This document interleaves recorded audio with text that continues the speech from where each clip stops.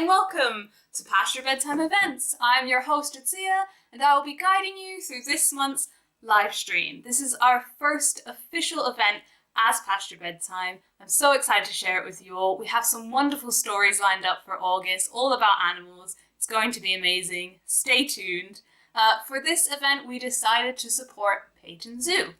Why Paignton Zoo, you might ask? Well, Paignton Zoo do a lot of conservation work, both locally and globally. For example, they support Torbay, Cleaner Coast Initiative, the Falkland Conservation. They also aim to inspire and empower people to help fight to protect wildlife.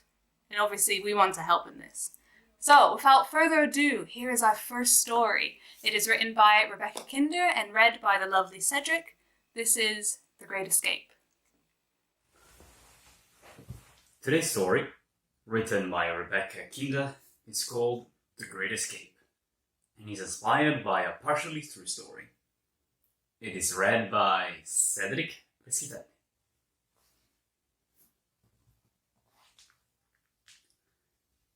The day has come. It is moving day. There are boxes stacked up in every room of the house. Some already unpacked, but left aside. There is a young girl running around.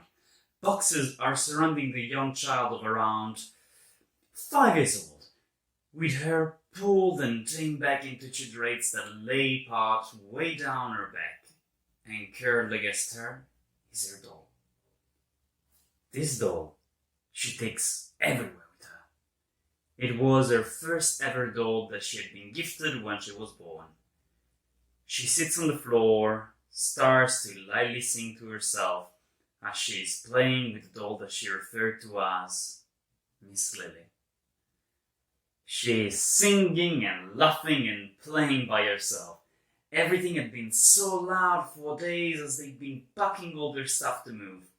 But now, it's finally quiet. The younger mom can be heard from the next door unpacking, while her brother is upstairs playing video games. What the family has not realized is that during all the moving, the snake tank has broken.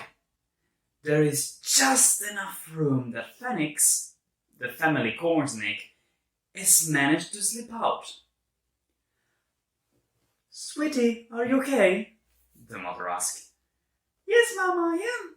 The young girl continued playing happily to herself. Some time passes over as the mom is putting everything away and tidying as she goes. That she moves into the living room and decides to change the water in the snake tank. She realizes that the vent on the tank is broken and that it must have broken while they were moving the tank into the new house. That is when she realized that the snake isn't there anymore. "Have you seen the snake?"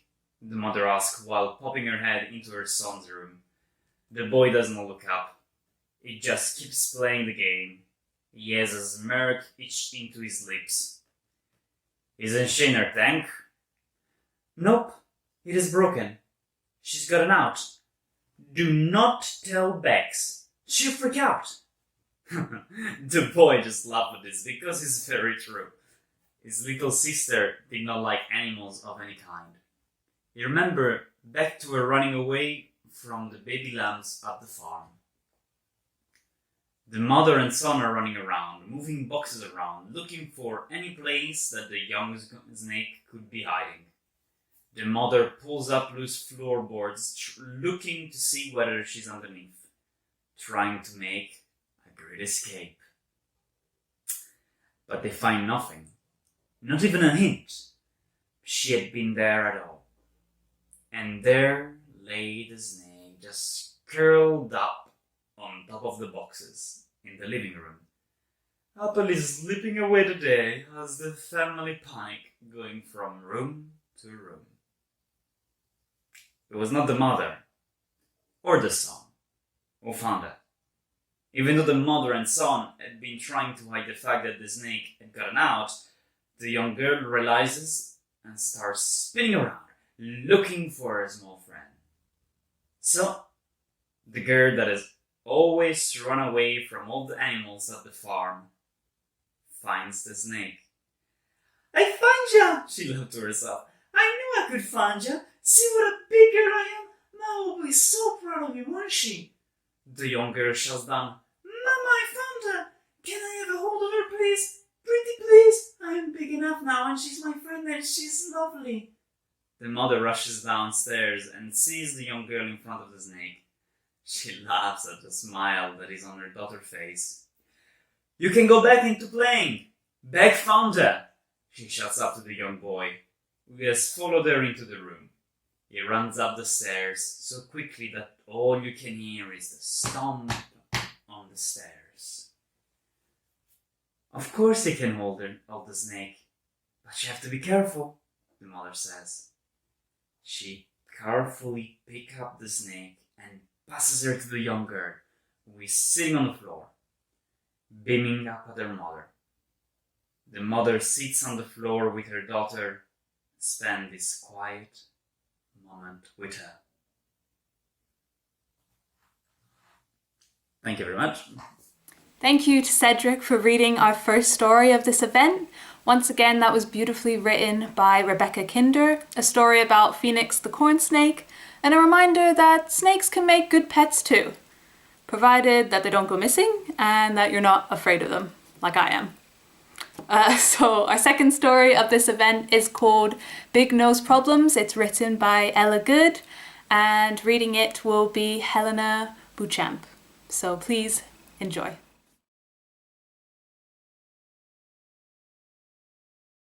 Why, hello there. Who am I, you ask? Well, my name is Belle, and my family originated from Germany, but we emigrated all over the world, and within a short amount of time, my predecessors reached England. I grew up in Glastonbury with my 11 siblings and my German-speaking mother. It was difficult learning English when my humans adopted me. Now I'm all grown up, 3 years wiser, weighing in at 39 kilograms, or a steady 84-ish pounds if you're American. Either way, I am big. Thus, I have a big nose. The problems for a big-nosed beast like me simply can't be described in human words, but I shall try my best. You can't tell my human masters of my many secrets, such as the fact that I can type, or they'll have me doing all kinds of tedious chores, or worse, a 9-to-5 job at the office.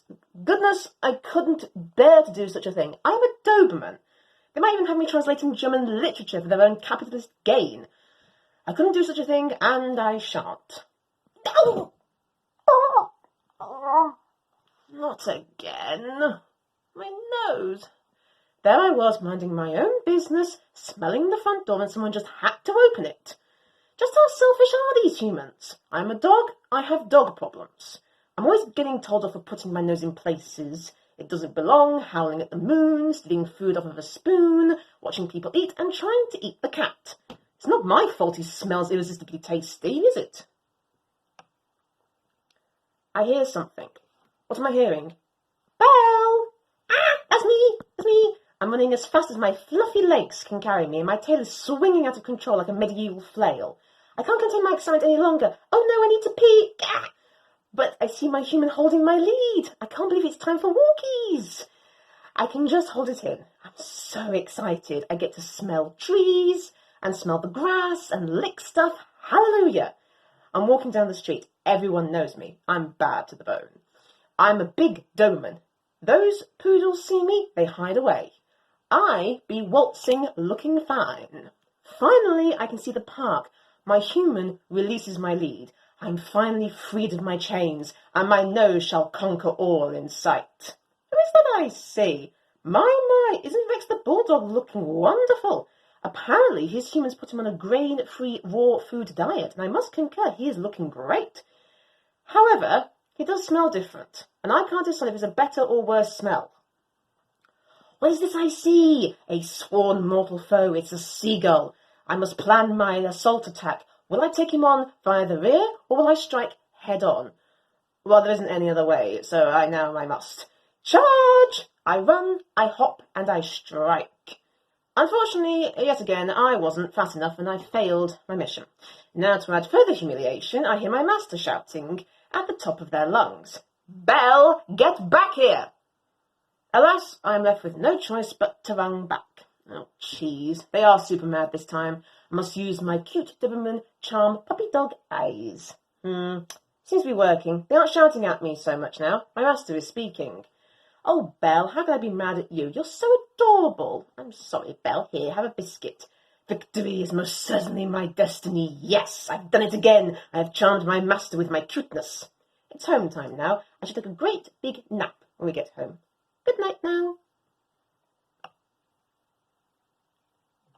The very next day. Ooh, I shall dig a big doggy hole and live like a mole. I even have a song. Come on now, sing along with me. A 1, a 2, a 1, 2, 3, 4. Diggy diggy dog, dog, dog digs. All day working on the bricks. I'll dig myself free and be a big dog. Belle, what on earth are you doing? What did we tell you about digging holes in the lawn? Belle, come here this instant. Oh, cheese, one of my masters sounds real mad this time. Belle, you're a bad dog. You're having a time-out. Now get on your bed. This is top dog, Mr. Boss, master father of the house. Not even the eyes work on him. I must sit here and reflect on my bad deeds. He did tell me not to dig, but I forgot. Being a dog is super hard, you know. It's not my fault memory lasts up to 8 minutes, or I have a big nose that just happens to poke someone's bottom. Humans will never understand. That's why I'm writing this book. I just hope my masters don't see it. Ah! It's the cat. What is he doing? Oh, that crafty feline. He's at it again, stealing the bacon off the countertop. It looks rather hot, though. I can hear Mr. Kitty now. Meow! I was right. Oh, yes, he's dropped the bacon on the floor and he's run away. Yay for me! I shall enjoy this. What is that I hear? Belle, so you're the one who's been stealing my lunches. The crafty feline has done it again. I'm the one getting in trouble for his bad deeds again. Master, no, I was framed. Forgive me. I got you this new squeaky toy ball. As you've been bad, I shall have to put it away until you're a good dog. No, master, please. I want the ball. Please, I'll do anything. Belle, stop causing a commotion. My masters are evil sometimes. Why can't I eat bacon or chocolate cake? So if it's bad for me, it's bad for them too. Belle, it's time for a walk. One of my other masters has rescued me. My chariot awaits. I get to go in the car today. Belle, we're going to the beach today. My favourite place, yes. Oh, cheese, I've got to pee. I'm so excited. I must run outside now. Ooh, sniff, sniff, sniff, sniff. Behind the pine tree. This spot is perfect. Now, if you wouldn't mind, I would like some privacy. I'm back. We are now at the beach. Me and my master are having a great time. This master of mine is super cool. He even lets me have the leftovers of his ice cream. He also throws my ball super far away, the furthest I've ever seen. The beach is so much fun. I always make new friends every time I go, and I get to chase those evil seagulls. I can dig all I like here. Kids love it when I help them dig big holes. However, I haven't encountered any moles. Why would they want to dig a hole if they can't live with the moles? Well now, as the sun sets for departure, me and my master take our leave. After a long, fun and tiring afternoon at the beach, I settle down for bedtime. I think to myself, being a dog isn't all that bad, after all. I get to live life to the fullest. Without the hardships of the bad times, we will never get to fully appreciate the beauty and wonderful experiences of the good times. Writing this book has made me realise that. Thank you, Helena, for that wonderful narration. The inner monologue of a dog, again written by the talented Ella Good. If anyone has a dog, you might have found that strangely accurate sounding, especially the part where they're trying to do puppy dog eyes to get out of something that they've done wrong. I know that my dog does that. So, next up we have John Quick by Ellie Rhodes, and this one is narrated by the wonderful Anna Martin. This is the story of John Quick. It was a late afternoon on a Sunday, sometime in midsummer when the air was stagnant, almost too hot to breathe. Luke was laid out on the sofa in his boxers. His sweaty clothes had been left in a pile on the floor. The newly opened beer can he held on his bony chest was rocking gently, while Luke kept his eyes glued to the TV screen. We were watching John Wick for the 100th time, and there was always a silent hypnosis from Luke whenever Keanu Reeves was on the screen. I was curled up on the armchair, my phone balanced on my thighs, looking between the smaller screen and the larger one. where Reeves was waking up to find his puppy dead. A meow from behind the armchair made me knock my phone to the floor. A beach ball-like silhouette waddled out from behind me and brushed its fluffy body back and forth against the leg of the chair. We had adopted John that morning. I leant over to pick up my phone, but found my hand was soon stroking John's neck. He purred and lifted his little face up so I could scratch under his chin. Luke turned and scowled. He'd been after a Rottweiler or a Doberman this morning. Definitely not a John. The more beer Luke drank, though, the less willing he was to argue with me, so he turned back to the TV.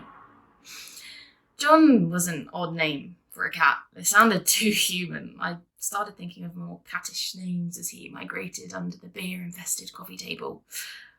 Mittens, Button, Stanley. The speaker started ringing gunfire throughout the living room. John leapt and hit the bottom of the table with a thud. Luke laughed. "Can't you turn that bleeding thing down a bit?" I asked. "It's too loud. The neighbours will have a go at us again." Luke rolled his eyes, but reached for the remote and turned the TV down a little. "He's no John Wick, is he?" Luke asked, nodding towards the cat. "He'd never be a Wick because he doesn't have the legs to stand for more than 5 minutes, let alone run across New York looking for the guys who killed his dog," I said. Luke laughed again. "Yeah, John Quick here." And so the tabby, whose stomach poured around him as if he were melting into a soggy pile of fur and chewing at our carpet, was christened John Quick. Luke had just put on the second John Wick film when my stomach started to whine. I looked at the clock hanging above the boarded-up fireplace and saw it was 7 in the evening. I told Luke I was going to stick a meal in the microwave and he scoffed. "We can't afford dinner tonight, now we've got to feed the cat. We'll have a Twix before bed." Luke was bringing in most of the income, so I didn't want to talk back. As the gunfire and yelling continued, my underarm started to run with sweat soaking the sides of my vest top. Droplets started running down my jaw while the skin on my cheeks burned like the warming surface of a stove. I wouldn't have been so worried if the evening's chill breath wasn't blowing through the open windows. John, now morphing into a featureless fuzzy ball, waddled over to my chair and leapt up onto my lap. His nose nuzzled into my wet vest top, his paws massaging my tightening stomach. He pulled his face away and stared up at me, nagging meows escaping his mouth. "Luke, I'm not feeling so good. I think I need that Twix now," I said. Luke turned to me, probably scowling, but it was hard to tell when his face was a blank canvas. "What?" he asked. I told him I was getting really hot. My stomach was twisting and everything was blurry. He told me I was just dehydrated and to get some water. "I don't think it's dehydration. Remember last week the doctor said I may have." I started. "You're not diabetic, Sarah. You're overreacting. You could convince the doctor you have cancer with the way you big everything up. Just have a drink and watch the bleeding film." My legs wobbled like wet noodles, and I kept bouncing off the wall. It didn't help that John was weaving around my ankles, still meowing, but I managed to get over to the other side of the room to our little corner kitchen. I twisted the tap until it couldn't let out any more water and reached for a dirty glass on the side. My hand missed and the glass flew through the air, smashing against the floor tiles. John leapt away, hissing. "Jesus, Sarah, what are you playing at?" Luke yelled. John was meowing louder. I told you, I'm not feeling good, Luke. I think I need..." "What you need," Luke said, "is to stop being a drama queen and feed that bloody cat." I took a handful of cat food from the gigantic bag left on the counter and bent down to feed John. He started to creep closer, still meowing, but I slipped and fell down to the glass-covered floor. John ran away from the kitchen. My right arm and leg was stinging and I could see blobby patches of red on my skin as I slowly stood up. I had to grip the counter to keep myself upright. My chest was pounding and my brain felt crushed under the fear. People died from diabetes.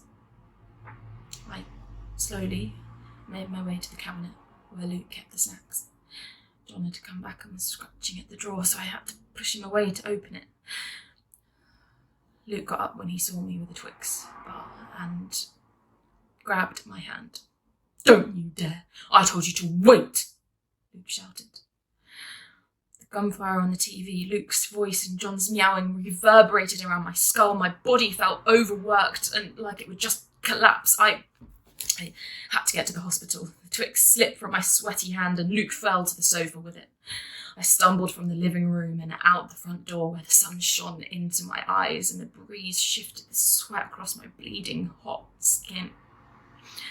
I made it across the road. Lucky that no cars were coming because I wouldn't have been able to see them, and took a break on the other side, holding onto someone's garden wall for support. Beyond the sound of blood gushing in my ears, I heard a faint cry of meow. Something squat and round raced out the front door of our house and darted across the road. There was a loud horn. My heart jolted. A wall of white flashed across the tarmac. A smack. The meowing blob skidded a few metres away. Something shimmering flew from the crash and landed at my feet. It was the Twix bar. I've been sitting in the reception for 3 hours. God knows where Luke is and I honestly don't care. One of the neighbours had heard the yelling and watched everything take place from her window. She wrapped John in a coat and drove us both to the vets. In the car, I ate the Twix bar and everything started to play out in my head a lot clearer. Sapphire, the neighbour, had been sat with me the whole time. She plastered up my arm with a little medical kit from her handbag, bought me some more snacks from the vending machine, and is now holding me. A vet in a white coat leaves the operation room they took John into, takes the rubber glove off his hands and throws them into the bin next to the door. He sees us on the row of plastic chairs. We're the only ones here because who else would be at the vet's at night? He makes his way towards us. His eyes hold a concerned look. I stop breathing. Is he? I begin. John's going to make it, he says. But you look like you need to see a doctor. I hold tightly to Sapphire and start crying into her jacket.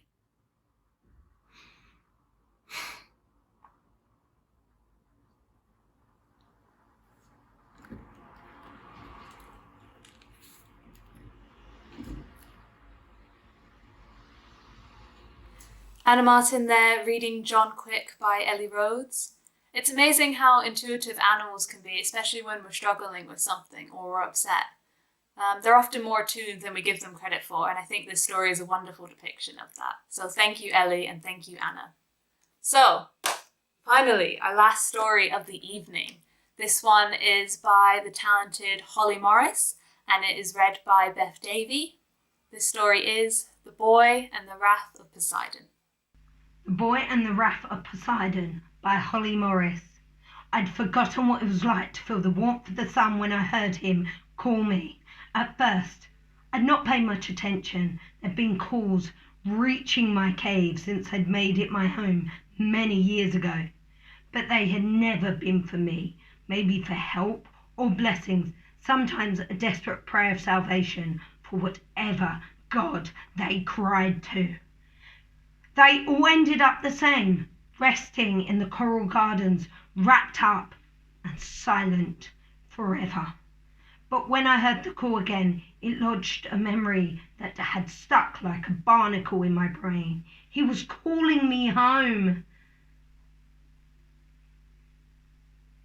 The ocean was a brilliant blue, with the sun fighting to shine upon my door.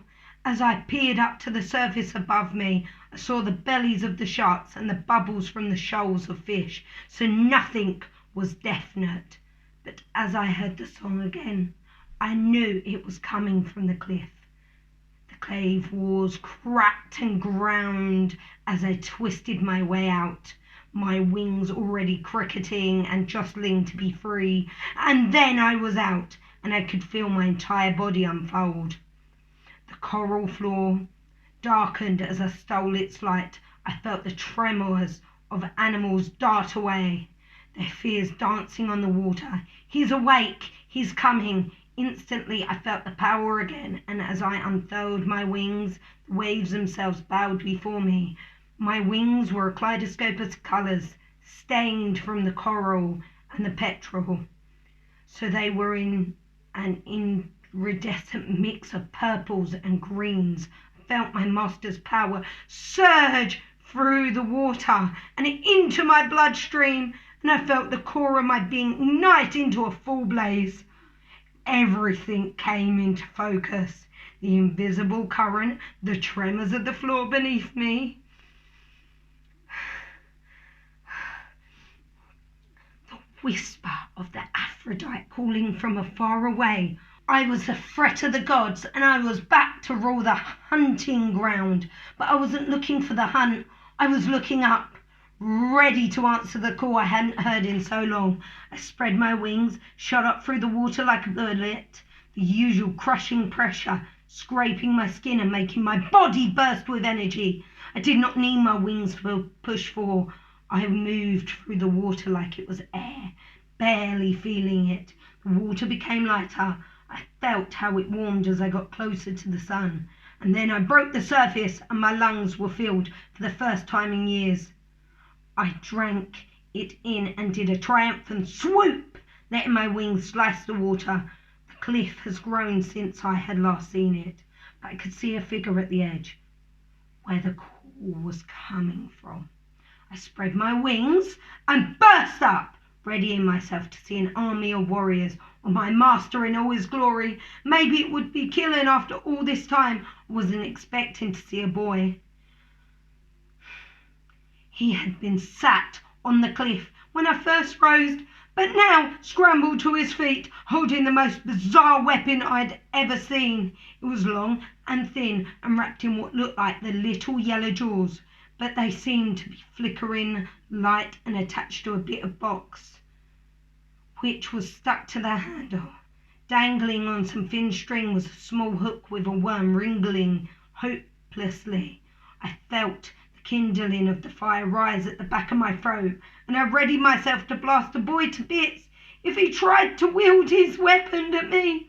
He did not run away or scream when I rose from the water, but looked at me with such wonder I thought he was looking into my soul.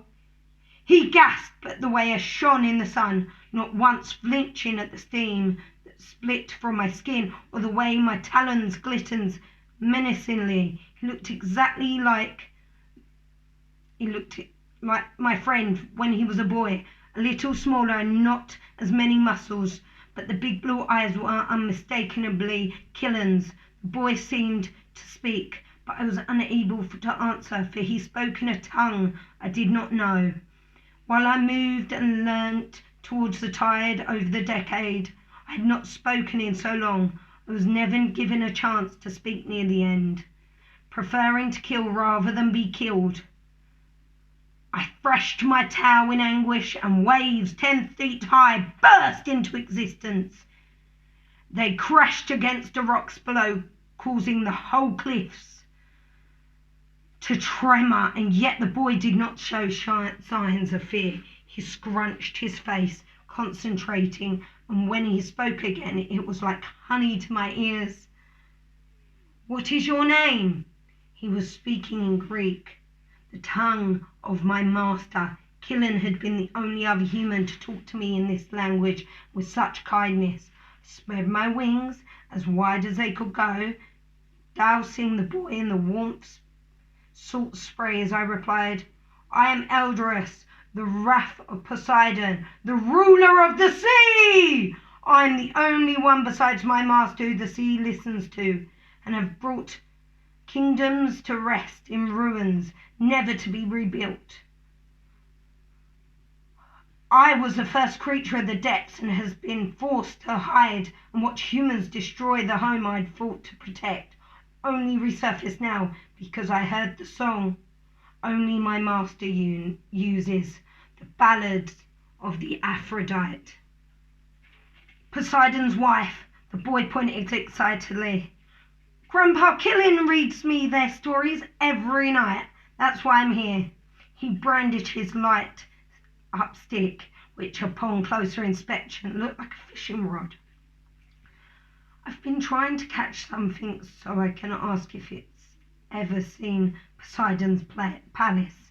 You are not speaking in your native tongue. How do you know the language of my master? I asked. My grandpa. He only speaks Greek, and I live with him. He wouldn't like it if he knew I was here. The boy shook his head. Little droplets of water flying everywhere, but I had to see if his stories about you were real. I'm Rudy. Then without hesitation, he held his hand out to me, and instantly my talons sprang out. Rudy was only a boy, but I wouldn't let that fool me. I felt the pickles on my claws as they glowed emerald, and I readied the waters to react to my command, waiting for the attack. But once again, it did not come. Rudy's arm stayed outstretched until it began to shake at the elbows. He dropped his fishing rod and cupped his elbows for extra support, frowning as my rage died. The waves around the bay calmed and then smoothed until the ocean looked like miles of glittering green glass. I retracted my talons and curled in my wings a little more, letting the sun shine on Rudy's face again. Against my better judgment, I bowed my head down, exposing the soft skin between my eyes. Rudy's hands were warm and gentle as he smothered my scales, steering clear of my eyes and mouth. Delighted, he drew his hand back, giggling, twisting his upper body side to side, picking the fishing rod back up. He sat right on the edge of the cliff, his little feet kicking happily above the sheer drop beneath him. He wound up the line, then expertly cast it, watching the small hook plop into the churning water below. I watched, confused. If he knew who I was, he then had knowledge of what I was made to do, what power I had. It was what always happened when humans found me. They chained me, tortured me, offered sacrifices of wealth and power if I bowed to them and did their bidding. But as I watched Rudy patiently sit, waiting for a fish that would never come, I did not feel afraid of him. Why do you wish to know about Poseidon's palace? I asked. Rudy replied, Grandpa says that the stables have been seahorses big enough for me to ride. I want to take one in to show and tell. Show and tell? You get to take in something cool, he began, and show it to your friends at school. Rudy suddenly scowled, then said that Grandpa Killin was crazy and that his stories weren't true, so if I showed up with a pet seahorse, I could ride it and that would stop him laughing at me. I turned my gaze back at the sea. I narrowed my focus using the powers of the ocean to scan the miles of the depth searching for prey. I found it and held on, drawing it to the cliffs with such speed I had to slow to keep the waves and the creatures breathing. The shimmering tail of the seahorse flickered up from the waves and Rudy gasped.